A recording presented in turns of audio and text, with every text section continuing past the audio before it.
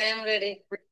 Yes, I am ready. প্রশ্নটা যে টেন্সে হবে, উত্তরও কিন্তু সেইভাবে হবে। Are you ready? আপনি কি রেডি ফর দ্য ক্লাসের জন্য বলতে হবে ইয়েস, আই এম রেডি। হ্যাঁ, আমি প্রস্তুত। ওয়ালাইকুম আসসালাম, how are you? Okay, I am pretty good. দেখেছেন কত সুন্দর একটা ওয়ার্ড ব্যবহার করেছে, আই এম প্রিটি গুড। হ্যাঁ, এটার অর্থ কি? অনেকে বলে I am quite well. I am quite well, এটার অর্থ হচ্ছে আমি সম্পূর্ণ ভালো আছি। I am quite well. আচ্ছা, আমি সম্পূর্ণ ভালো আছি। তো এইভাবে কিন্তু আমাদেরকে প্র্যাকটিস করতে হবে। শুধু গ্রামার শিখবো না আমরা, সেই সঙ্গে সঙ্গে যে কোনো বিষয় দেখবেন কিছু কিছু জিনিস আছে প্র্যাকটিক্যালি শিখতে হয়। যেমন আমি যদি ইচ্ছা করি আমি একজন ভালো ফুটবলার হব, ভালো ক্রিকেটার হব, তো আমি যদি প্র্যাকটিস না করি, আমি যদি মাঠে না যাই, how to be a good footballer, how to be a good cricketer, এইটার উপরে আমি একটা বই কিনে নিয়ে আসলাম। মনে করেন কিভাবে ভালো ফুটবলার হওয়া যায়, ভালো ক্রিকেটার হওয়া যায়, বই কিনে নিয়ে আসলাম আমি। তো বই কিনলে কি এখানে ভালো ছাত্র মানে ভালো ফুটবলার হওয়া যাবে?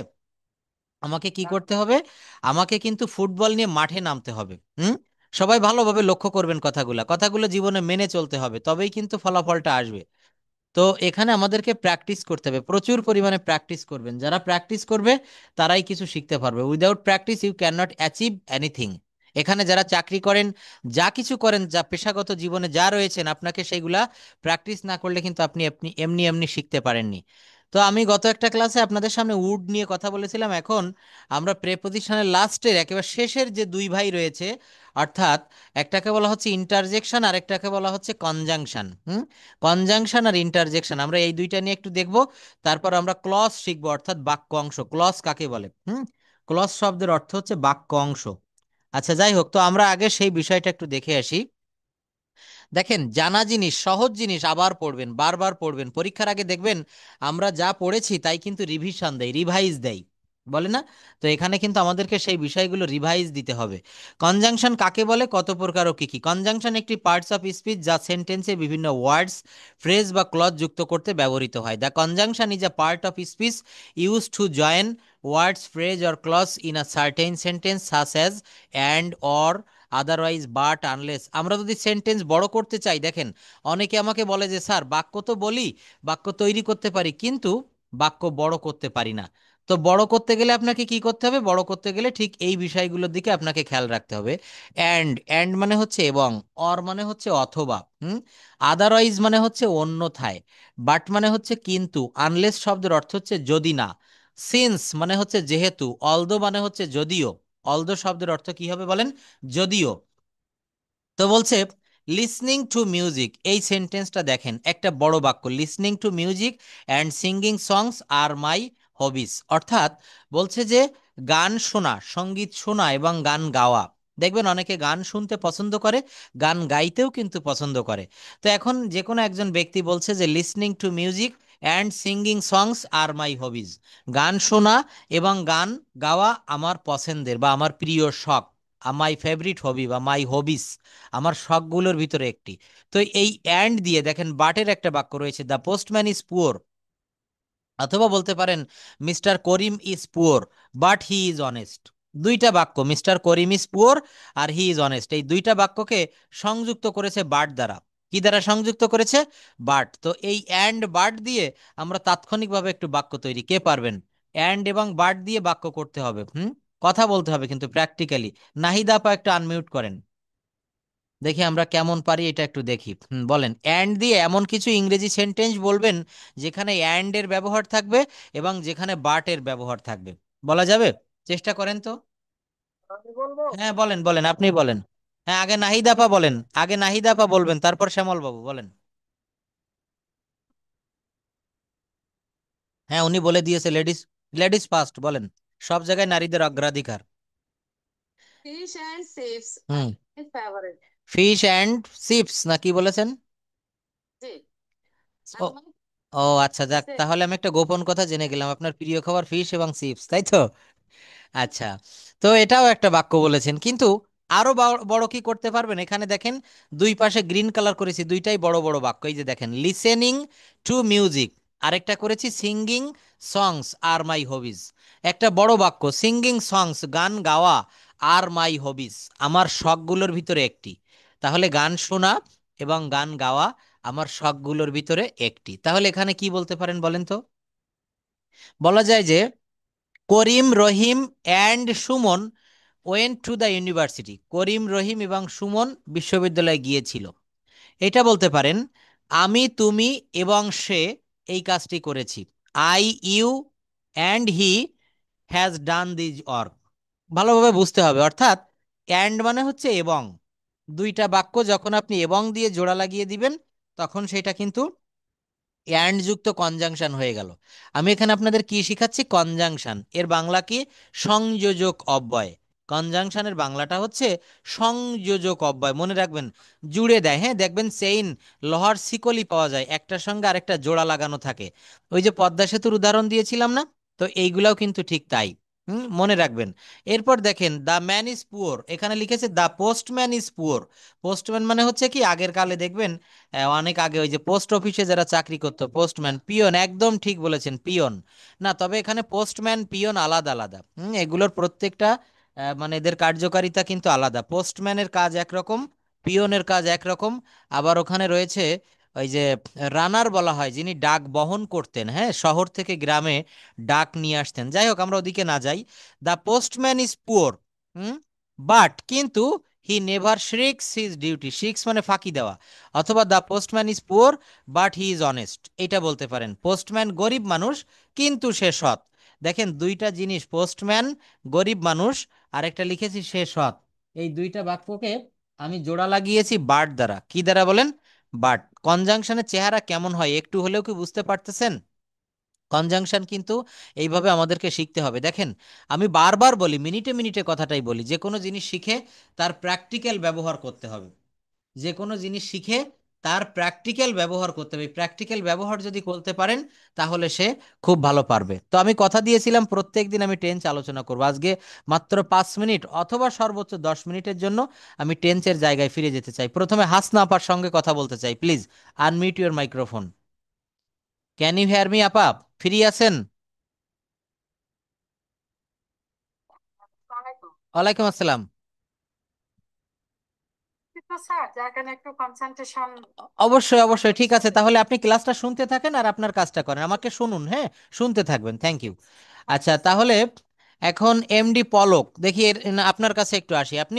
আমি যে টেন্স শিখিয়েছি এতদিন ধরে আপনাদের প্রত্যেকটা ব্যাচে, আমি খুব ভালো করে আগে টেন্স শিখাই।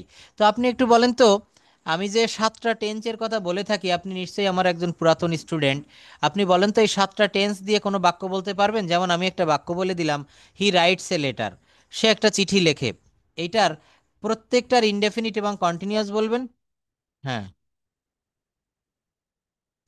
আচ্ছা, আপনার বাসার পাশে সম্ভবত এখন আজান দিচ্ছে। হ্যাঁ, আজান দিচ্ছে, ধন্যবাদ।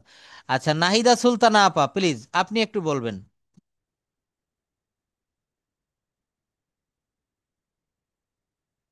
আচ্ছা, থ্যাংক ইউ। হ্যাঁ, শুনতে পাচ্ছেন? আমি যে 7টা টেন্স নিয়ে আপনাদের সামনে আলোচনা করি সব সময়, তাই না? 12টা টেন্সের ভিতরে আমার আইটেমে আমি 7টি টেন্স রাখি, অর্থাৎ প্রত্যেকটার ইনডেফিনিট, কন্টিনিউয়াস এবং আরেকটি হচ্ছে প্রেজেন্ট পারফেক্ট। তো আপনাকে একটা বাক্য বললাম, হি রাইটস এ লেটার, সে একটা চিঠি লেখে, এটার কন্টিনিউয়াস ফর্ম কি হবে বলুন? দ্রুত বলার অভ্যাস গড়ে তুলতে হবে। দেখেন, hmm, he is writing a letter. অনেক ধন্যবাদ। He is writing a letter, এইটার পাস্ট ইনডেফিনিট কি হবে বলেন তো? He is writing a letter বা হি রাইটস এ, হ্যাঁ বলেন। ফার্স্ট ফর্ম হচ্ছে কি? রুট। ইয়েস, রাইটের ফার্স্ট ফর্ম রোট, তাহলে বলেন হি রোট এ লেটার। কি হবে বলেন? হি রোট এ লেটার। লেটার। দেখেন, টেন্স আপনি শিখে গেছেন, কারণ পাস্ট ইনডেফিনিট টেন্সের গঠন প্রণালী আপনার মনে আছে, স্ট্রাকচার, যে সাবজেক্টের পরে ভার্বের ভি টু প্লাস অবজেক্ট, আর কিচ্ছু না। কিন্তু আমরা অনেকে পাস্ট ইনডেফিনিট টেন্সেও অজয়ের নিয়ে আসি, এটা কি হবে? হবে না। দেখেন, আমি এখানে আরো একটা উদাহরণ দিতে ভালোবাসি। সেটা হচ্ছে, যারা এখানে সঙ্গীত চর্চা করেন, হারমোনিয়াম বাজাতে পারেন, হারমোনিয়ামে অনেকগুলো বাটন থাকে, বোতাম থাকে, তাই না? তো এইগুলো দেখবেন, আপনি যখন প্রথম দিকে প্র্যাকটিস করবেন আপনাকে দেখে দেখে বাজাতে হয়। এরপর প্র্যাকটিস করতে করতে এমন একটা সময় আসবে আপনি না দেখেও চর্চা করতে পারবেন। অর্থাৎ এটা বলতে চাচ্ছি যে আপনাকে স্ট্রাকচারগুলো, অর্থাৎ আরেকটা বিষয়, ওই হারমোনিয়ামের বাটনগুলো, ওইখানে সা, রে, গা, মা, পা, বিভিন্ন সাউন্ড হয় এক একটায়, দেখবেন। তো ওই স্বরলিপি বলে, স্বরলিপি শেখা শুরু করবেন। কবে যে আপনি গান শিখে গেছেন আপনি নিজেও বুঝতে পারবেন না। আপনি শিখতেছেন স্বরলিপি, কিন্তু আপনি গান গাইতে পারবেন 1-2 মাসের ভিতরে। তো এখানে ল্যাঙ্গুয়েজ শেখাটাও ঠিক এইরকম যে আপনি যদি টেন্স শেখেন, ভয়েস চেঞ্জ শেখেন, গ্রামারের আরও আরও কিছু আইটেম শেখেন, তাহলে দেখবেন হঠাৎ একদিন আপনি কথা বলা শিখে গেছেন। আমাদের উদাহরণটা বুঝতে পেরেছেন মেহেদি ভাইয়া? হুম। তো এখানে দেখেন, আমি ছোটবেলা থেকে, আমার বাবাও, আমার আমার পিতাও একজন স্কুল টিচার, হাই স্কুলের। উনি এই কথাটা বলতেন যে গ্রামার শেখো, শিখতে শিখতে দেখবা কবে একদিন তুমি ইংরেজিতে কথা বলা শিখে গেছো। কারণ এই যে নাহিদা আপাকে টেন্সের বিষয়ে আমি প্রশ্ন করলাম, তো টেন্স দিয়ে কি করলাম, টেন্স থেকে এখানে দেখেন নূপুর দিদি অনেক দিন থেকে ক্লাস করতেছে, কিন্তু উনি এখন বাক্য গঠন করা, বিভিন্ন বড় বড় সেন্টেন্স বা অনেক কাজ করে আমাকে পাঠায় হোয়াটসঅ্যাপে। ইদানিং অনেক দিন পাঠাচ্ছে না, যাই হোক উনি অসুস্থ মনে হয়। তো এখন কথাটা হচ্ছে যে আপনি যদি টেন্স প্র্যাকটিস করেন, টেন্স, দেখেন এই যে আমি যে কথাগুলো বলছি, আমি যদি বলি যে আমি একটা ইংলিশ ওয়ার্ড বলবো না, একটা ইংলিশ মানে বাংলা সেন্টেন্স বলবো না, সব ইংলিশ, তাও সম্ভব। কিভাবে? আমি যা বলতে চাচ্ছি এটা আমার ব্রেনে আগে বাংলায় চিন্তা করতে হবে। যেমন আমাকে একজন প্রশ্ন করলো, নাহিদা আপা বা এখানে সুমি বর্ণা, হ্যাঁ, বর্ণালী আপা প্রশ্ন করলো যে স্যার আপনি আজকে দুপুরবেলায় কি কি করেছেন আমাদেরকে একটু ইংলিশে বলেন। তো আমি যদি বলি বা সকালে কি করেছেন, তাহলে বলতে পারি যে I got up early in the morning at 6 o'clock, then I went to my washroom and I was fresh. তারপর বলতে হবে যে I took my breakfast, then I did some homework for my office or for my university, for my school, and 8:30 a.m. I took, দেখেন ইট মানে খাওয়া, কিন্তু এখানে take মানে খাওয়া বা নেওয়া। I took my breakfast, হ্যাঁ, then I started for my office. After 30 minutes later I reached to my office, then I started working, and at 1:30 p.m. I worked there and I took lunch at 1:30 p.m. হুম। এইভাবে দেখেন বলছে যে আমি সকাল থেকে বর্ণনা দিয়েছি, সকালে ঘুম থেকে উঠেছিলাম, আমি ফ্রেশ হয়েছিলাম, হ্যাঁ, আমি গোসল করেছিলাম, তারপর আমি নাস্তা খেয়েছিলাম, তারপর আমি একটু বাড়ির কাজ করেছিলাম, তারপর আমি অফিসের উদ্দেশ্যে রওনা দিয়েছিলাম, আমি 1:30 পর্যন্ত সেখানে কাজ করেছিলাম, 1:30টার সময় আই টুক মাই লাঞ্চ, আমি আমার লাঞ্চ খেয়েছিলাম জাস্ট 1:30, জাস্ট 1:30 p.m. দেখেছেন? তাহলে এইভাবে আমি কিভাবে কথাগুলো বলেছি, যে করেছিলাম, খেয়েছিলাম, গিয়েছিলাম, পাস্ট টেন্সে। তাহলে কথা বলার সময় আমাকে এটা মনে রাখতে হবে যে আমি এখন পাস্ট টেন্স ধরে কথাগুলো বলবো। টেন্সটা ঠিক রেখে কথা বলা শুরু করেন, দেখবেন পারবেন। আপনাদের কার কি সমস্যা আমি তো সবই জেনে গেছি, তাই না? তো মেন সমস্যা হচ্ছে আমরা পারি, মোটামুটি আপনারা শিখে গেছেন, কিন্তু আপনাদেরকে আরো বেশি চর্চা করতে হবে, আরো বেশি তৎপর হতে হবে। যেমন আপনি বলছেন যে I eat rice, after eating rice I will go to my uncle's house, then I will play with my uncle's son, after that I will go home, then I will do some homework and I will eat my lunch or dinner. তো এই যে আমি বলছি যে বাংলায় যা যা আপনার মাথায় আসে সেইগুলো আপনি ইংলিশে করে দিবেন ট্রান্সলেশন। কিভাবে করবেন? সব থেকে মস্ত বড় সূত্র হচ্ছে আপনাকে টেন্সের স্ট্রাকচারগুলো জানা লাগবে। টেন্সের স্ট্রাকচারগুলো আপনি জানেন, দেখবেন আপনি কথা বলতে পারবেন। হুম।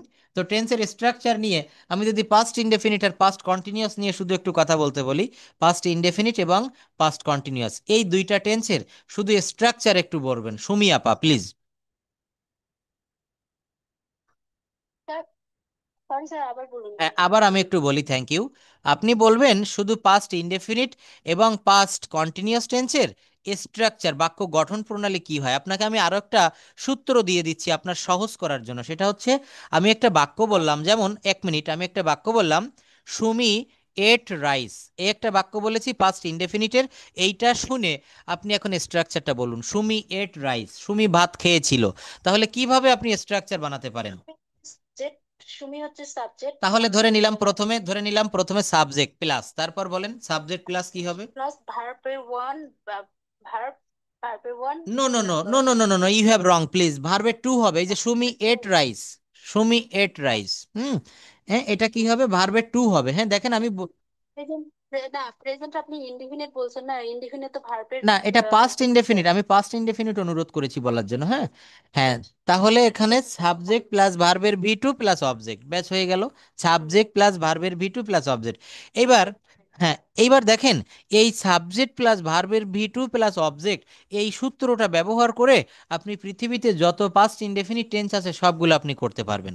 সবগুলো আপনি করতে পারবেন কিভাবে?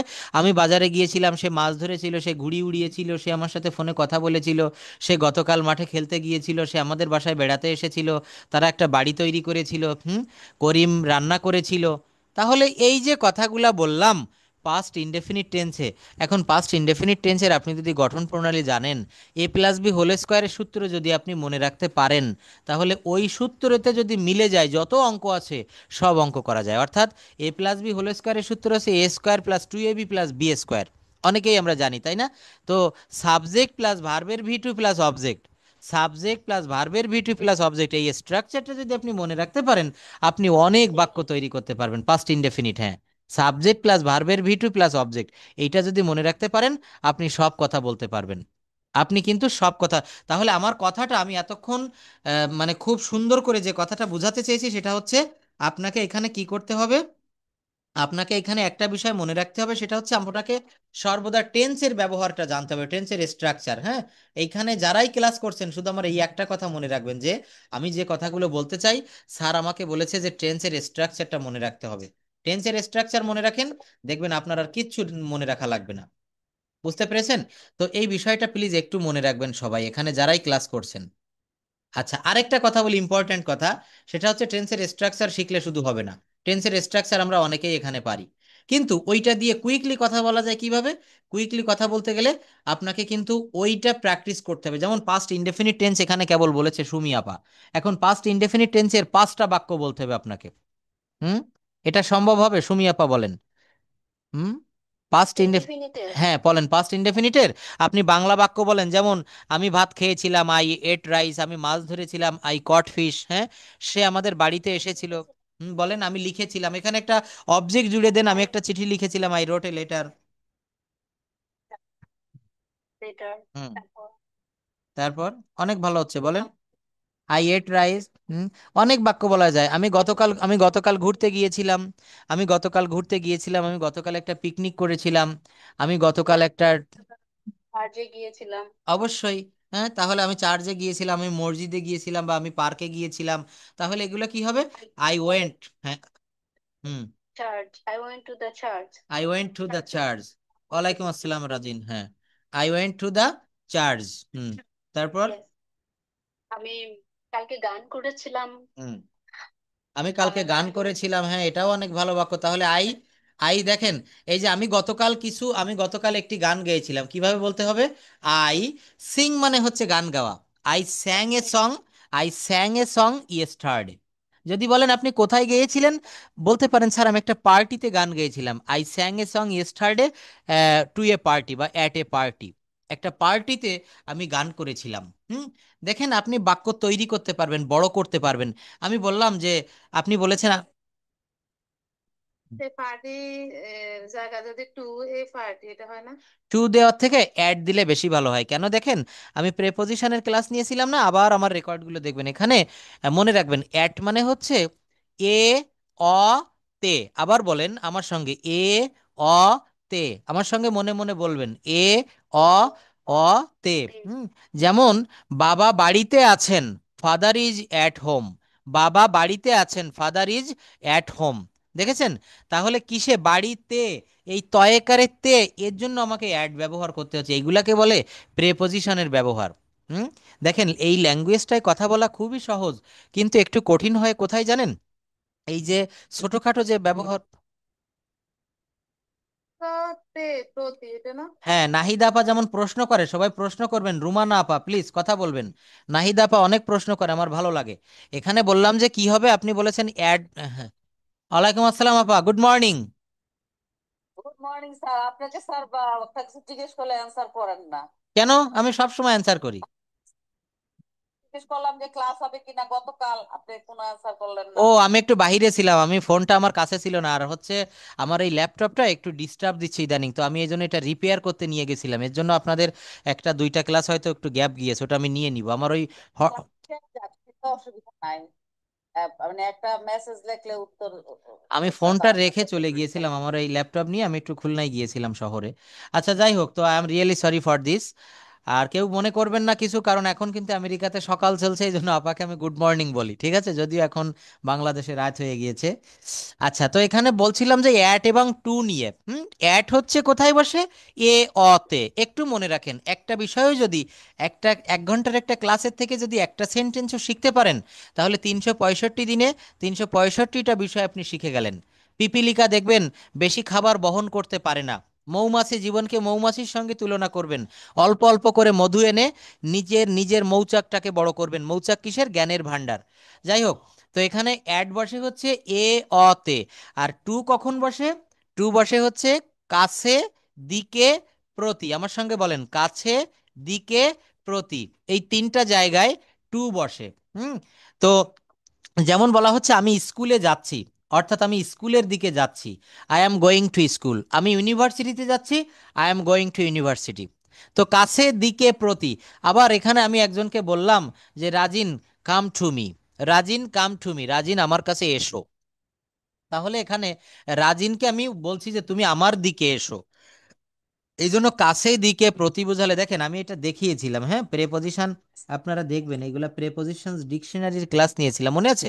এই দেখেন, আফটার মানে পরে, বিটুইন মানে দুইজন ব্যক্তির মধ্যে কোনো কিছু ভাগ করে দেওয়া বোঝালে বিটুইন বসে। অ্যামং কখন বসে? দুইয়ের অধিক ব্যক্তি বোঝালে সেখানে অ্যামং বসে। এগেনিস্ট বসে হচ্ছে বিরুদ্ধে।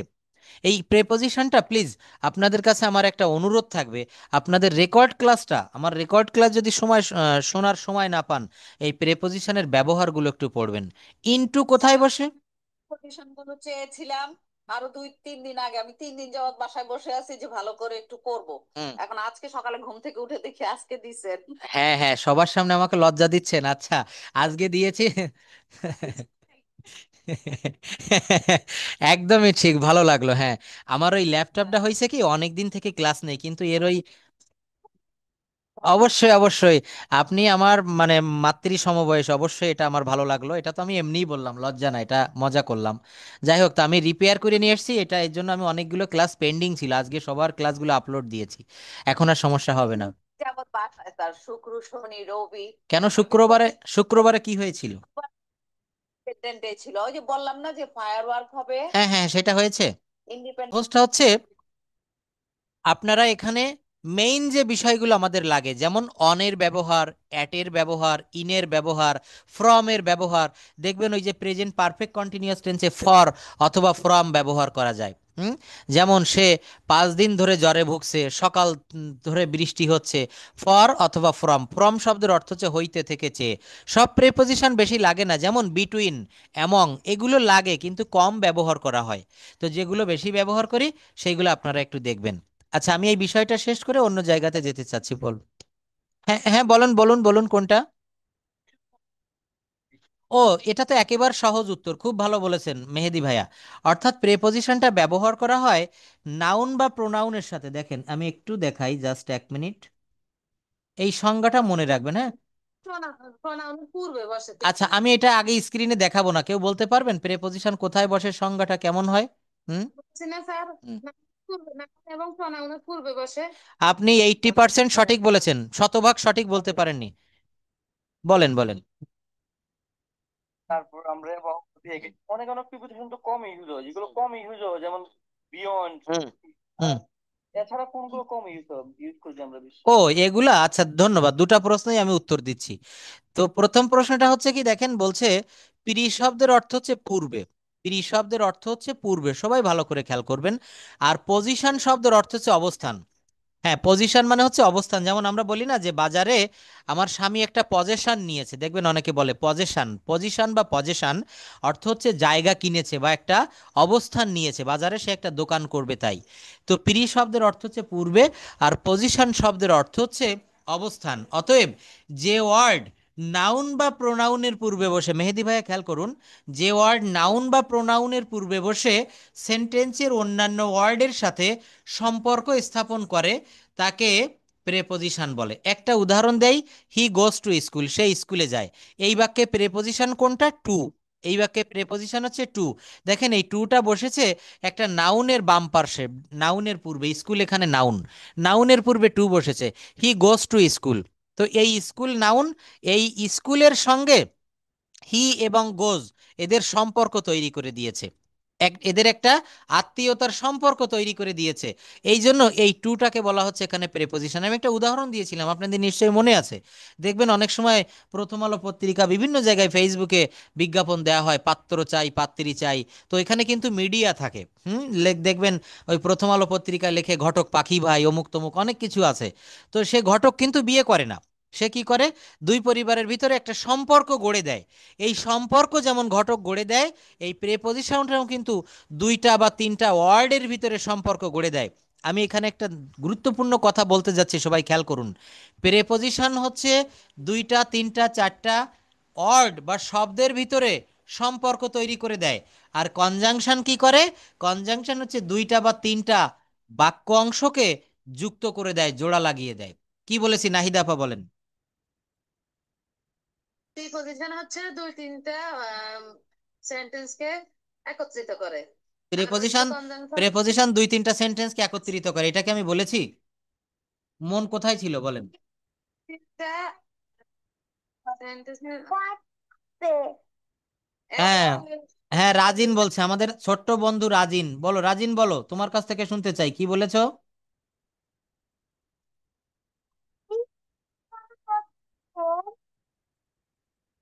দুই তিনটা শব্দের মধ্যে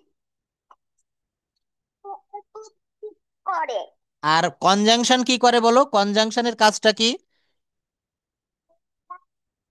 কনজাংশন বাক্যকে একত্রিত করে। ধন্যবাদ। কনজাংশন দুইটা বা তিনটা ছোট ছোট বাক্যকে একত্রিত করে, দেখেছেন? মন দিয়ে শুনবেন প্লিজ, সবার কাছে আমার বিনম্র অনুরোধ, মন দিয়ে শুনবেন কথাগুলা। যেমন দেখেন, আমি একটু উদাহরণ দেই, 1 মিনিট একটু দেখাই।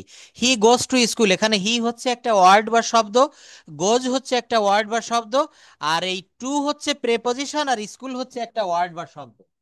স্কুল কি হবে বলেন? স্কুল হচ্ছে একটা ওয়ার্ড বা শব্দ। তো এই যে তিনটা শব্দ, হি গোজ স্কুল, এই তিনটা শব্দকে যুক্ত করে দিয়েছে টু নামক একটা প্রেপোজিশন। কিন্তু আমি যদি একটু কনজাংশনের উদাহরণ দেই কেমন হয় দেখেন। লিসেনিং টু মিউজিক, এই যে দেখেন গ্রিন কালারে হাইলাইট করেছি, listening to music and singing songs are my hobbies, অর্থাৎ সঙ্গীত শোনা, গান শোনা এবং গান গাওয়া, এইটা আমার শখ। হবি মানে হচ্ছে শখ।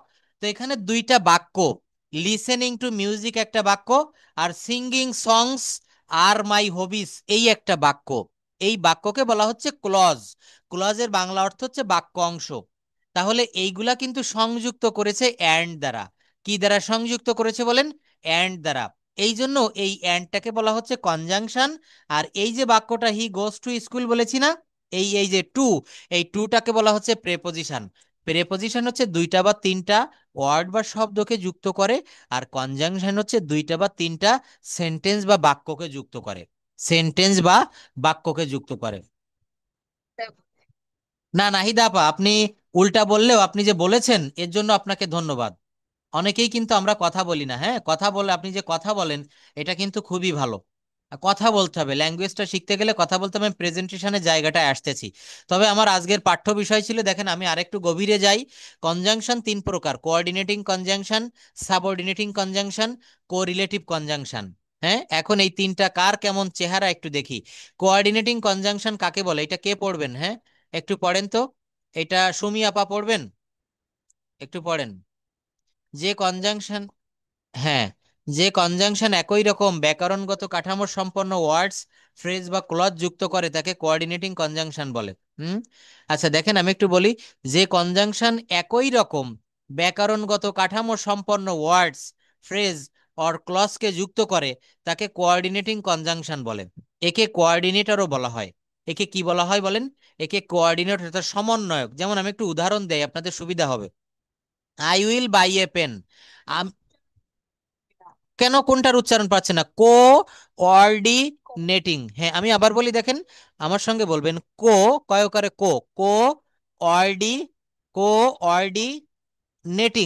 হ্যাঁ, তিনটা শব্দ বলেছি, আমার সঙ্গে বলুন, হয়ে যাবে। কোঅর্ডিনেটিং, নেটিং, কো কোঅর্ডিনেটিং কনজাংশন। হ্যাঁ, যে কনজাংশন একই রকম ব্যাকরণগত কাঠামো সম্পন্ন করে তাকে কোঅর্ডিনেটিং, অর্থাৎ মনে রাখবেন একই রকমের দুইটা বাক্যকে যখন জোড়া লাগিয়ে দিবে একটা কনজাংশন, তাকে কোঅর্ডিনেটিং কনজাংশন বলে। কি বললাম? বলেছি যে একই রকমের দুইটা বাক্য, যেমন এই বাক্যটা দেখেন। হুম, এই বাক্যটা একটু দেখেন সবাই। এখানে বলেছি I will buy a pen, আমি একটা কলম কিনবো, অ্যান্ড এ বুক, এবং একটা বই কিনবো। তো আপনি যখন মুখে বলবেন যে আমি একটা মোবাইল কিনবো এবং একটা মোবাইলের কাভার কিনবো, ব্যাক পার্ট, তাহলে I will buy A mobile and a back part. এই যে তাহলে দেখেন একই জাতীয় বাক্যকে আমি অ্যান্ড দ্বারা যুক্ত করেছি। আমি কি দ্বারা যুক্ত করেছি বলেন? অ্যান্ড দ্বারা। তাহলে এইগুলাকে বলা হচ্ছে, এখানে অ্যান্ডটা হচ্ছে কোঅর্ডিনেটিং কনজাংশন। অ্যান্ড হচ্ছে কোঅর্ডিনেটিং কনজাংশনের সুন্দর উদাহরণ। তারপর তারপর দেখেন, you can find him in the library. মনে করেন আপনার বন্ধু আপনাকে এসে বলছে যে রনি কোথায় গিয়েছে বলতে পারো? তো আপনি বলছেন যে দেখো, হয় সে লাইব্রেরিতে রয়েছে অথবা ক্লাসরুমে। তাহলে লাইব্রেরি এবং ক্লাসরুম একই রকমের বিষয়। হুম, এই জন্য এখানে অর দ্বারা, অর মানে হচ্ছে কি জানেন? অথবা। অর দ্বারা এই শব্দটাকে, এই বাক্যটাকে যুক্ত করেছে। ইউ ক্যান ফাইন্ড হিম, তুমি তাকে দেখতে পারো বা খুঁজতে পারো। আমাদের এখানে হ্যাঁ, জয়নিং টু ফ্রেজ, অবশ্যই, ধন্যবাদ। হ্যাঁ, এই জয়নিং টু ফ্রেজ, ফ্রেজ মানে হচ্ছে কি শব্দগুচ্ছ। ফ্রেজ মানে হচ্ছে, ফ্রেজের বাংলা অর্থ হচ্ছে শব্দগুচ্ছ। অর্থাৎ এইখানে দেখেন you can find him in the library, এই টোটাল এইটাকে একটা ক্লজও বলতে পারেন, আবার এটাকে আপনি এখানে একটা ফ্রেজও বলতে পারেন। তো এখানে এত বড় বাক্যটা টোটালি ফ্রেজ না, ফ্রেজ কন্টুক জানেন? You can find him in the library, এই ইন দ্য লাইব্রেরি এইটা একটা ফ্রেজ। ইন দ্য লাইব্রেরি এর অর্থ হচ্ছে লাইব্রেরির মধ্যে বা ভিতরে, লাইব্রেরির মধ্যে বা ভিতরে, এটা হচ্ছে অ্যাডভার্বিয়াল ফ্রেজ। ফ্রেজও কিন্তু আবার এখানে প্রকারভেদ আছে, ফ্রেজ 8 প্রকার। এগুলো আমরা এখন শিখতে গেলে আমাদের মাথা ঘুলিয়ে যাবে, হ্যাঁ, মাথা এলোমেলো হবে। তো এইটুক মনে রাখেন যে এখানে জয়নিং টু ফ্রেজ, দুইটা ফ্রেজকে সংযুক্ত করেছে অর, অর নামক একটা কনজাংশন। এবং এই অর, অ্যান্ড, বাট এইগুলোকে বলা হয় কোঅর্ডিনেটিং কনজাংশন। কোঅর্ডিনেট মানে হচ্ছে কি সমন্বয়কারী। হুম, সমন্বয়কারী, কোঅর্ডিনেটিং। এরপর দেখেন সাবঅর্ডিনেটিং কনজাংশন, সাবঅর্ডিনেট করবে। অর্থাৎ বলছে যে কনজাংশন একটি সাবঅর্ডিনেট বা ডিপেন্ডেন্ট ক্লজকে একটি মেইন বা ইন্ডিপেন্ডেন্ট ক্লজের সাথে যুক্ত করে তাকে সাবঅর্ডিনেটিং কনজাংশন বলে। কি বললাম একটু বুঝাই দেই। একটা স্বাধীন বাক্য আর একটা পরাধীন বাক্য, দুইটাকে জোড়া লাগিয়ে দিবে যে কনজাংশন, তাকে বলা হচ্ছে সাবঅর্ডিনেটিং কনজাংশন। সাবঅর্ডিনেটটা কেমন জানেন? স্কুলে যেমন প্রধান শিক্ষক থাকে, আরেকজন থাকে সহকারী শিক্ষক। তো এই ধরনের বাক্যগুলাতে একটা থাকবে হচ্ছে প্রিন্সিপাল বাক্য, আরেকটা থাকবে সাবঅর্ডিনেট বাক্য। একটা থাকবে প্রিন্সিপাল বাক্য, আরেকটা থাকবে সাবঅর্ডিনেট বাক্য। যে কনজাংশন একটি সাবঅর্ডিনেট বা ডিপেন্ডেন্ট ক্লজকে একটি মেইন বা ইন্ডিপেন্ডেন্ট ক্লজের সাথে যুক্ত করে। দেখেন, আমি অনেক কষ্ট করে বিভিন্ন উদাহরণ এনে এনে আপনাদের বুঝাই দেই। তো আশা করি আপনাদের উপকারে লাগবে। কি বললাম? যে একটা প্রিন্সিপাল ক্লজ মানে স্কুলে যেমন প্রধান শিক্ষককে অন্য শিক্ষকরা হেল্প করে, সহকারী শিক্ষকরা এখানেও তাই। দেখেন, বলছে we went to the garden, আমরা বাগানে গিয়েছিলাম। এই যে প্রথম যে বাক্যটা পেস্ট কালারে, we went to the garden, আমরা বাগানে গিয়েছিলাম, where we saw different kinds of roses. দেখেন, we saw different kinds of roses, আমরা অনেক বিভিন্ন রকমের গোলাপ ফুল দেখেছিলাম। রোজ মানে গোলাপ ফুল। We went to the garden, আমরা বাগানে গিয়েছিলাম। দেখেন, প্রথম যে বাক্যটা we went to the garden, এই কথাটা বললে আমরা বাগানে গিয়েছিলাম, কিসের জন্য গিয়েছিলাম, কখন গিয়েছিলাম, আরো কিছু কিন্তু শোনার ইচ্ছা জাগে, জাগে না? তো এই প্রথম বাক্যটা হচ্ছে, এ কিন্তু পরাধীন বাক্য, এ কিন্তু ডিপেন্ডেন্ট ক্লজ, অর্থাৎ এ কিন্তু নির্ভর করে আছে কার উপরে? We saw different kinds of roses, we saw different kinds of roses, এইটার উপরে কিন্তু নির্ভর করে আছে এই প্রথম বাক্যটা। আর মাঝখানে এখানে সাবঅর্ডিনেটিং কনজাংশন হিসেবে কাজ করেছে হচ্ছে হোয়ার। সাবঅর্ডিনেটিং কনজাংশন হিসেবে কোনটি কাজ করেছে? সেটা হচ্ছে হোয়ার। একটু ভালো করে বাক্যটা পড়ি। We went to the garden, আমরা বাগানে গিয়েছিলাম, where we saw different kinds of roses, আমরা যখন বাজারে গিয়েছিলাম তখন আমরা বিভিন্ন রকমের গোলাপ ফুল দেখেছিলাম। তাহলে এখানে হোয়ার মানে হচ্ছে যেখানে। We went to the garden, আমরা বাগানে গিয়েছিলাম যেখানে আমরা অনেক রকমের গোলাপ ফুল দেখেছিলাম। কি বললাম? যেখানে আমরা অনেক রকমের গোলাপ ফুল দেখেছিলাম। হ্যাঁ, এইগুলা কিন্তু আপনাদের কাছে আমি জানি, আমার বিবেক বলছে যে একটু কঠিন মনে হচ্ছে, তারপরও আমি এগুলো একটু দেখাবো। কেন জানেন? প্রত্যেক দিন যদি সহজ জিনিস দেখাই, কঠিন জিনিস আপনারা শিখতে পারবেন না। এই জন্য কিন্তু আমি কি করি, আমি সহজের পাশাপাশি কঠিনগুলাও কিন্তু শিখতে হবে। ল্যাঙ্গুয়েজটা শিখতে গেলে দেখেন আমি যতটা পরিশ্রম করে পড়াই, অনেক টিচাররা কি করে শুধু সহজ জিনিসগুলো দেখিয়ে আপনাদের কাছ থেকে টাকা নিয়ে নেয়। নো, এটা আমার ভিতরে নাই। সব কিছু শিখতে হবে। একটা ল্যাঙ্গুয়েজ শিখতে গেলে আপনাকে A to Z সব সম্পর্কে ধারণা রাখতে হবে। তবে কথা আছে, সহজ বা যেগুলো ইম্পর্ট্যান্ট সেইগুলো আমাদেরকে বারবার শিখতে হবে। যেগুলো সহজ বা ইম্পর্ট্যান্ট সেইগুলো আমাদেরকে বারবার শিখতে হবে, মনে রাখবেন। জোড়া শব্দ যেগুলো বিপরীতার্থক বা পরিপূরক শব্দ অর্থ ওয়ার্ডস ফ্রেজ বা ক্লজকে যুক্ত করে তাদেরকে কোরিলেটিভ কনজাংশন বলে। এই কোরিলেটিভ মানে হচ্ছে কি, একটি আরেকটির সাথে সম্পর্কযুক্ত। কোরিলেটিভ, রিলেটিভ মানে হচ্ছে আত্মীয়। রিলেটিভ মানে কি বলেছি বলেন, আত্মীয়। তো একটা আত্মীয়ের সঙ্গে আরেকটা আত্মীয়কে জোড়া লাগিয়ে দিবে, তার অর্থ কেমন দেখেন। আর এই যে কোরিলেটিভ কনজাংশন গুলো, এগুলো জোড়ায় জোড়ায় বসে, এগুলো জোড়া করে বসে, একটা কখনো বসে না। যেমন দেখেন নট অনলি দিলে বাট অলসো দিতে হয়। নট অনলি বাট অলসো এর অর্থ হচ্ছে কেবল এটা নয় ওটাও, কেবল এটা নয় ওটাও। যেমন Rabindranath is not only a poet but also a philosopher. Rabindranath is not only a poet but also a philosopher. অর্থাৎ রবীন্দ্রনাথ কেবল কবি নয়, দার্শনিকও বটে। রবীন্দ্রনাথ কেবল কবি নয়, দার্শনিকও বটে। এই যে কেবল এটা নয় ওটাও, এমন বুঝাতে আপনি নট অনলি বাট অলসো ব্যবহার করবেন। আইদার অর, হ্যাঁ, আইদার অর দুইয়ের মধ্যে একটি। আইদার অর কখন বসে, দুইয়ের মধ্যে একটি বোঝালে আইদার অর বসে। নাইদার নর, বোথ অ্যান্ড, হ্যাঁ, এইগুলো হচ্ছে কোরিলেটিভ কনজাংশন। যেমন দেখেন আই উইল ট্রাভেল, আমি ভ্রমণ করব। এই যে বাক্যটা একটু দেখাই, কি বললাম, আই উইল ট্রাভেল, আমি ভ্রমণ করব। Either by bus, either by bus হয় বাসে করে, অর বাই এয়ার, এয়ার মানে হচ্ছে প্লেনে করে, এখানে অর বাই এরোপ্লেন না লিখে এখানে এয়ার লিখেছে। এয়ার মানেই হচ্ছে আকাশপথ। তো বলছে আমি ভ্রমণ করব হয় বাসে না হয় বিমানে। তো দেখেন এই যে আইদার দিলে এরপরে অর বসিয়েছি, আইদার অর, আইদার অর কি বসিয়েছি বলেন, আইদার অর। আইদার অর মানে হচ্ছে দুইয়ের মধ্যে একটি। আবার একটা আছে দেখেন নাইদার নর, নাইদার নর মানে হচ্ছে কি দুইয়ের মধ্যে একটিও না। নাইদার নর মানে কি হবে, দুইয়ের মধ্যে একটিও না। নাইদার ইউ হয় তুমি, নর আই উইল গো দেয়ার হয় তুমি সেখানে যাবে না হয় আমি সেখানে যাব। দেখেছেন, তাহলে এই বাক্যগুলোকে বলা হচ্ছে কনজাংশন। এরপর একটা পড়বো হচ্ছে ইন্টারজেকশন। এই ইন্টারজেকশন সম্পর্কে কারো কোনো ধারণা আছে বলেন? অনেকেই আজকে ক্লাসে জয়েন করেছেন, ইন্টারজেকশন সম্পর্কে কার কি ধারণা আছে বলবেন?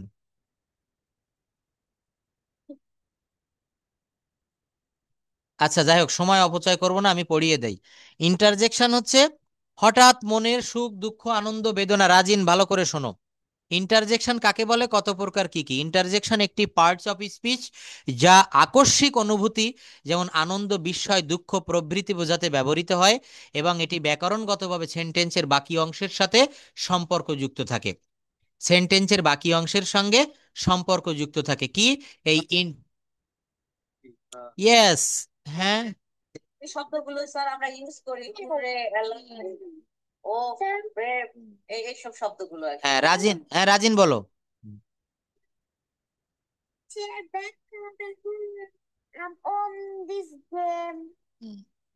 হ্যাঁ ব্যাখ্যা পড়েছো অন দিস গেম। হ্যাঁ অন দিস গেম কখন হয় জানো, তুমি যেটা বলতে চাচ্ছ আমি বলে দেই। যেমন বলা যায় যে hurray we have won the game, কিন্তু এই হুররে লেখার পরে alas his father is dead, হায় তার পিতা মারা গিয়েছে, হ্যাঁ। তারপর বলা হচ্ছে fie have you done this, fie মানে হচ্ছে সিসি, fie fie have you done this, সিসি তুমি এমন একটা, তুমি তুমি এমন একটা কাজ করতে পারলে। আমরা বলি না সিসি কি নোংরা তুমি।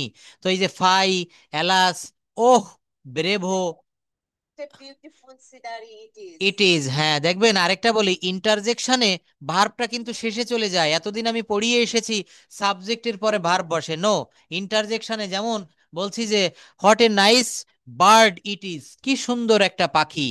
হুম, তো এই ইজটা এখানে ইজ কিন্তু ভার্ব, ইজ দেখেন একেবারে শেষে গিয়ে বসেছে রাগ করে, তাই না? তো এই ইন্টারজেকশনে অর্থাৎ এইগুলাকে বলা হয় এক্সক্লামেটরি সেন্টেন্স। দেখবেন, হ্যাঁ অর্থগতভাবে সেন্টেন্স পাঁচ প্রকার: অ্যাসার্টিভ, ইন্টারোগেটিভ, ইম্পারেটিভ, অপটেটিভ, হুম, অপটেটিভ, আর শেষে রয়েছে এক্সক্লামেটরি। হ্যাঁ, তো এই এক্সক্লামেটরি সেন্টেন্স যা, আর এই ইন্টারজেকশনও ঠিক তা। যেমন দেখেন একটু ভিতরে দেখাই, বলা হচ্ছে এটি একটি পার্টস অফ স্পিচ যা আকস্মিক অনুভূতি। আকস্মিক মানে কেমন? হঠাৎ। হ্যাঁ, আপনি ভ্রমণ ভ্রমণ করতে গিয়েছেন একটা পার্কে, গিয়ে দেখলেন কি সেখানে কৃত্রিম একটা ঝর্ণা তৈরি করেছে, পানি পড়ছে, সেখানে কৃত্রিম একটা লেক তৈরি করেছে। তো এই যে শব্দগুলা বলছি, এই যে বাক্যগুলা তৈরি করছি, এখানে দেখবেন একটা এরকম একটা শব্দ থাকে, বলছে wow the movie was really, এখানে কি দিতে পারেন? Really nice, the movie was really nice বা মার্ভেলাস। NIC। স্ট্রিম, স্ট্রিম মানে ঝর্ণা, আপা স্ট্রিম। হুম, স্ট্রিম মানে হচ্ছে ঝর্ণা। তো বলা হচ্ছে wow the movie was really nice, আপনি একটা মুভি দেখলেন অনেক দিন পর, একটা বাংলা বা হিন্দি বা ইংলিশ মুভি, তো দেখে আপনি বলছেন wow the movie was really nice. হ্যাঁ, তারপর মনে করেন আপনার সামনে হঠাৎ করে আপনি আকাশের দিকে তাকিয়ে দেখলেন কি আজকে আকাশে রংধনু উঠেছে। রংধনু দেখেছেন আপনারা, অনেকেই দেখেছেন, রেইনবো কি বলা হচ্ছে? রেইনবো। তো আপনি বলছেন ওয়াও। দেখবেন, হ্যাঁ, এটা বর্ষাকালের দিকে আমাদের বাংলাদেশে মাঝে মাঝে দেখা যায় রেইনবো, এটাতে 7টা রং থাকে, তাই না? তো বলা হচ্ছে আপনি বলছেন wow the rainbow, how nice the rainbow is, কতই না সুন্দর রংধনুটি। আচ্ছা, তারপর বলছে hurrah Bangladesh has won the match, কি মজা, বাংলাদেশ খেলায় জয়লাভ করেছে। মনে করেন বাংলাদেশ আর ভারতের ভিতরে একটা প্রীতি ফুটবল ম্যাচ বা ক্রিকেট ম্যাচ হলো, সেখানে বাংলাদেশ জিতে গেল, সাকিব আল হাসানের টিম। তো আপনি বলছেন যে হুররে, কি মজা, Bangladesh has won the match. তো এইখানে ইন্টারজেকশন মূলত কোনটুক? এই হুররে, এবং হুররের পরে দেখেন এখানে একটা ইন্টারজেকশনাল মার্ক রয়েছে, চিহ্ন রয়েছে, সাইন, হুররের পরে একটা নোট অফ এক্সক্লামেশন মার্ক রয়েছে। আর এই যেহেতু নোট অফ এক্সক্লামেশন মার্ক থাকে, এই জন্য এটাকে বলা হয় এক্সক্লামেটরি সেন্টেন্স। এটাকে কি বলি বলেন? Exclamatory sentence. হ্যাঁ, এটা ছাড়া আর কিছু না। এলাস হার ফাদার ডাইড, হায় তার বাবা মারা গিয়েছে। হঠাৎ করে আপনাকে বলল যে আমাদের কোনো এক খালা, আপনার কোনো এক বলো বলো বলো, অবশ্যই বলো। হুম, বাংলাটা বলো, বাংলা বললে সবাই শুনবে, বাংলাটা বলো। ইংরেজি বললে তার বাংলা বলতে হবে। হুম। কি বলেছো রাজিন, বলো, আমি শুনতে পাইনি ভালোভাবে, আর একটু ক্লিয়ার করো। আমার বন্ধু পরীক্ষায় ভালো করেনি। ভালো করেনি, তাহলে এখানে তুমি এক্সক্লামেটরি বা ইন্টারজেকশন শব্দ কোনটা ব্যবহার করলে? এলাস। এলাস। হ্যাঁ, এলাস মানে হচ্ছে হায়। তো এখানে আরো শব্দ রয়েছে দেখেন, বলছে ও হে, হে মানে কি জানেন? ও হে, হুররে, এলাস। এই দেখেন ইএফপি, ইএফপি মানে হচ্ছে কি চুপ করো বা থামো বা যেও না, মানে এখানে হঠাৎ করে একটা ভাব প্রকাশ করছে ইএফপি। তারপরে ফাই ফাই রয়েছে, ফাই মানে হচ্ছে সিসি। আচ্ছা, এরপর দেখেন এখানে ক্লাসিফিকেশন আছে, এই ক্লাসিফিকেশনটা আপনারা পড়বেন, আমি এখন একটু প্রেজেন্টেশনের দিকে যাচ্ছি। হ্যাঁ, ক্লাসিফিকেশনটা পড়লে আমরা এটা বেশি ভালোভাবে বুঝতে পারবো। আচ্ছা, এখন আমি প্রেজেন্টেশনটা আমি প্রথমে আমার মতো করে আপনাদের কাছে একটু জিজ্ঞাসা করব, তাহলে বেশি ভালো হবে। ঠিক আছে, প্রথমে রাজিন একটু বলবা। এটা গত একটা ক্লাসে আমি বলেছিলাম এই প্রেজেন্টেশনটা, মানে, হ্যাঁ, আমি বাংলা বলবো, তুমি ইংলিশ বলবা। তুমি বলো আমার নাম Rajin. My name is Rajin. Rajin, আমি ঢাকায় বাস করি। I live in Dhaka. আমার বয়স 11 বছর। 11 years old. I am 11 years old. আমি নিয়মিত স্কুলে যাই। I go to school regularly. আমি নিয়মিত স্কুলে যাই না। I go to school. I do not. I go তোমার তো, to school. হ্যাঁ, হ্যাঁ, প্রথমে একটু ভুল হয়ে যাচ্ছিল, I do not go to school regularly, don't বলবা। হ্যাঁ, ডু নট হচ্ছে লং ফর্ম। আচ্ছা, তারপর বলো আমি ভবিষ্যতে একজন ডাক্তার হতে চাই।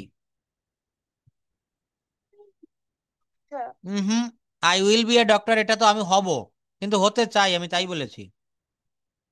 A doctor. I want to be a doctor in future, আমি ভবিষ্যতে একজন ডাক্তার হতে চাই। আমি গরিবদেরকে ফ্রি সেবা দিব বা ফ্রি দেখবো, ফ্রি চিকিৎসা দিব, কি হবে?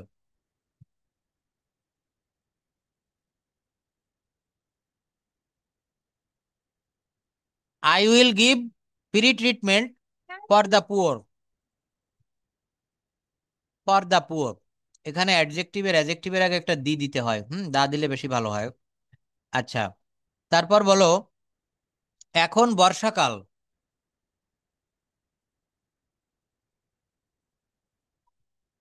Rainy season. No no no, এখন বর্ষাকাল। দেখেন এই ছোট ছোট ওয়ার্ড গুলা, সেন্টেন্স গুলো আমরা পারি না। Now it is, now it is rainy season, now it is rainy season. হ্যাঁ, তারপর বলেন। হ্যাঁ, প্রচুর বৃষ্টি হচ্ছে। It's done flow, the raining. It is raining, it is raining a lot, অথবা ইট ইজ রেইনিং হিউজ। হুম, তো মুষলধারে না। না, মুষলধারে এখানে অনেক বাংলা ইংরেজি রয়েছে, দেখেন। হুম, গুড়ি গুড়ি বৃষ্টি হচ্ছে, কে পারবেন? গুড়ি গুড়ি বৃষ্টি হচ্ছে। হুম, কে কে পারবেন? গুড়ি গুড়ি বৃষ্টি হচ্ছে। হ্যাঁ, স্যার ইট ইজ ড্রেসিং।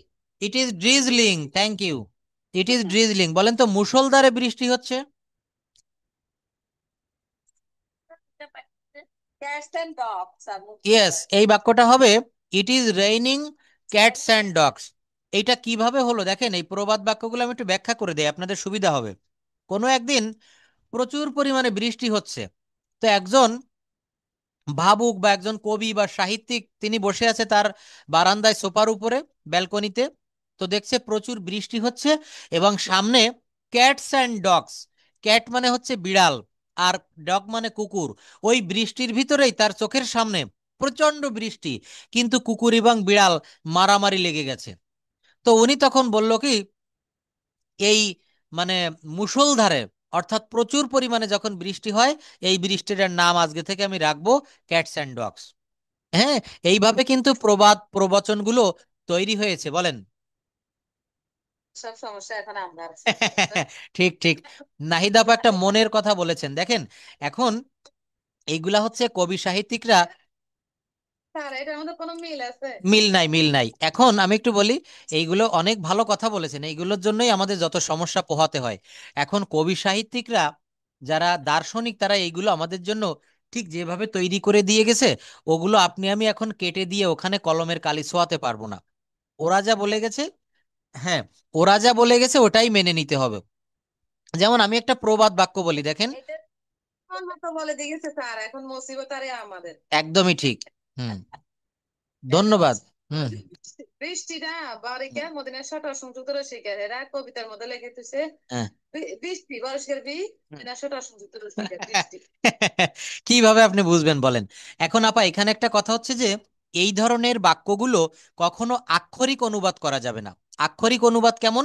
ঠিক যা লেখা আছে, যেমন ক্যাটস অ্যান্ড, যদি বলি it is raining cats and dogs, এখন কোনো স্টুডেন্ট যদি এটা না জানে, সে পরীক্ষার খাতায় লিখে দিবে বিড়াল কুকুর বৃষ্টি হচ্ছে, বিড়াল কুকুর বৃষ্টি হচ্ছে, কারণ সে জানে ক্যাটস অ্যান্ড ডগস মানে বিড়াল কুকুর। কিন্তু আসলে তো না, ক্যাটস অ্যান্ড ডগস মানে মুষলধারে। যেমন একটা প্রবাদ বাক্য রয়েছে, কারো পৌষ মাস কারো সর্বনাশ।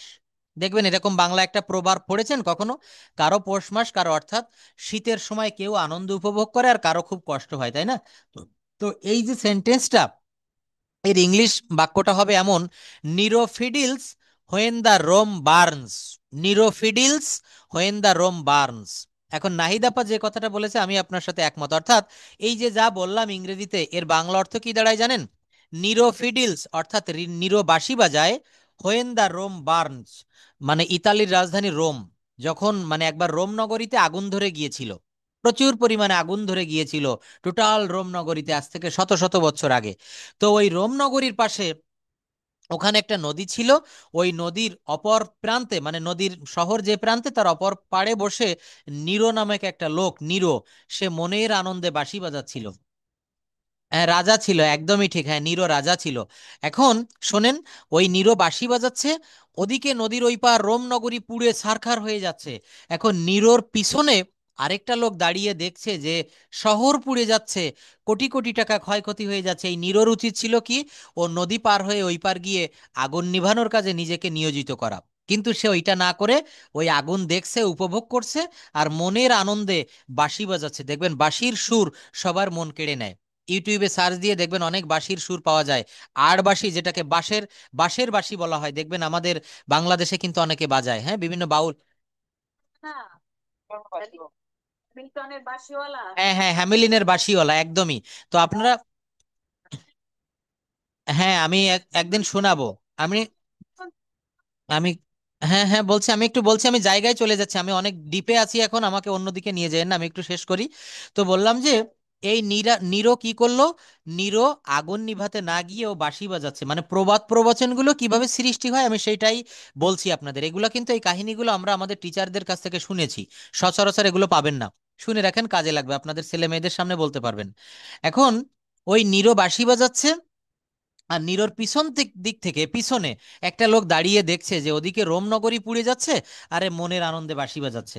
তখন থেকেই কিন্তু এই প্রবাদটা সৃষ্টি হলো, প্রভাব, যে কারো পৌষ মাস কারো সর্বনাশ, অর্থাৎ হ্যাঁ ওই সর্বনাশ হয়ে যাচ্ছে ওদিকে, ওই রোমনগরী পুড়ে যাচ্ছে।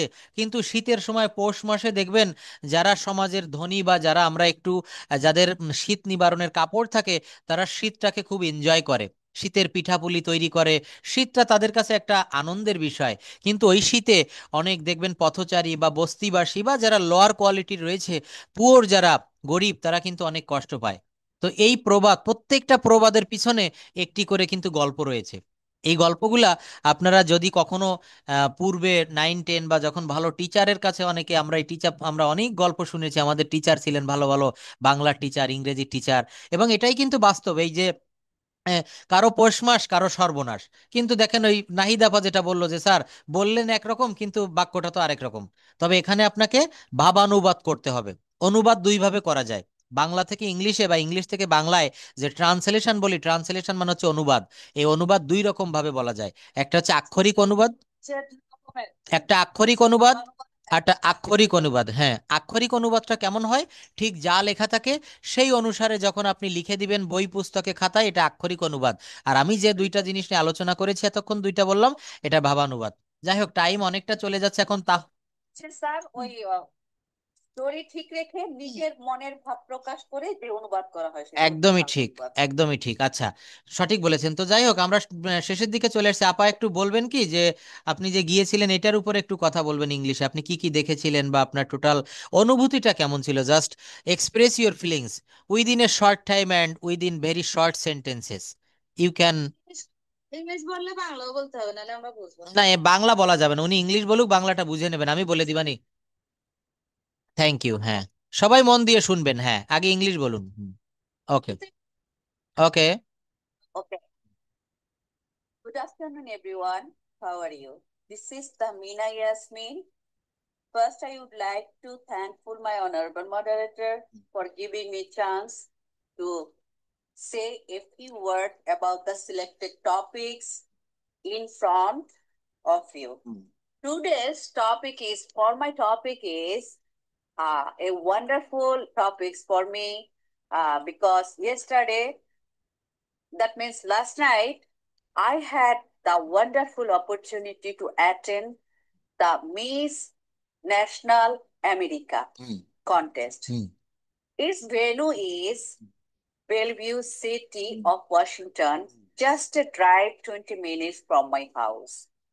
It was such a beautiful and inspiring event filled with confidence, talent, and grace. I was specially there to support my niece, who completed as a candidate, and she truly shined on stage. We were all overjoyed when she won two special titles, Best Speaker and Most Photogenic Face. Her natural charm, confident voice, and radiant smile captured everyone's heart. As part of her award, she received a gifted trip to Hollywood next month, where she will have a professional photo shoot experience. We are so proud of her achievement, and I know this is only the beginning of many great things to come in her journey. That's a wonderful uh, event last night.